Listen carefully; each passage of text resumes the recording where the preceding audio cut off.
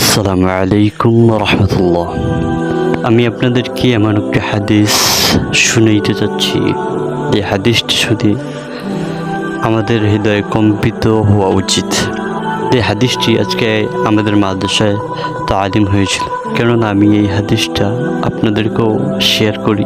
তো হযরত মালিক রাদিয়াল্লাহু তাআলা আনহু আরজ করেছেন যে রাসূলুল্লাহ সাল্লাল্লাহু আলাইহি সাল্লাম বলেছেন, কিয়ামতের দিন এমন এক ব্যক্তিকে ডাকা হবে যে দুনিয়ার মধ্যে আরাম আয়েশের জিন্দেগি, সুখের জিন্দেগি কাটিয়েছিল।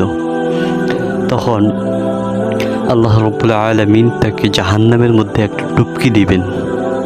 দেওয়ার পর তাকে জাহান্নামের মধ্যে ডুবকি দেওয়ার পর তাকে ওঠানো হবে। ওঠানোর পর আল্লাহ রাব্বুল আলামিন তাকে জিজ্ঞাসা করবেন যে তুমি জীবনে কোনোদিন কি আরাম আয়েশের জিন্দেগি বা আরাম আয়েশ সুখ দেখেছ?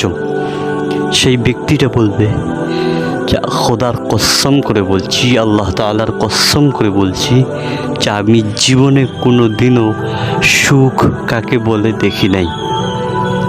আপনারা ভাবতে পারছেন জাহান্নাম কতটা ভয়ঙ্কর হবে, যে দুনিয়ার মধ্যে 70-80 বছর 100 বছর আরাম আয়েশের জিন্দেগি কাটানোর পর শুধু এক মুহূর্তের জন্য জাহান্নামের মধ্যে নিক্ষেপ করে আবার উঠানোর পর জিজ্ঞাসা করা হবে যে তুমি কোনো আরাম আয়েশের জিন্দেগি দেখেছো কি না? তখন সে বলবে আরাম আয়েশ কাকে বলে আমি জানি না। কতটা ভয়ঙ্কর হবে! আল্লাহু আকবার।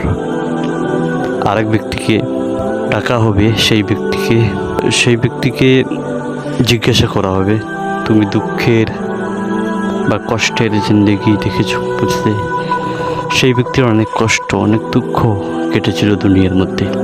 তাকে জাহান্নামের মধ্যে জান্নাতের মধ্যে একবার ডুবকি দেওয়া হবে। দেওয়ার পর তাকে আবার বাইরে নিয়ে আসা হবে। তখন আল্লাহ তাআলা তাকে জিজ্ঞাসা করবেন যে তুমি কোনোদিন কি কষ্টের দুঃখের জিন্দেগি কাটিয়েছো? সে বলবে যে আল্লাহ না, জীবনে কোনো দিন কষ্ট কাকে বলে, দুঃখ কাকে বলে আমি দেখি নেই বা জানি না। সুবহানাল্লাহ। কারণ দেখেন আল্লাহর জান্নাতটা কত সুন্দর, শুধু একটা ডুবকি দেওয়ার কারণে সে জীবনের সমস্ত কষ্ট দুঃখ সব ভুলে যাবে।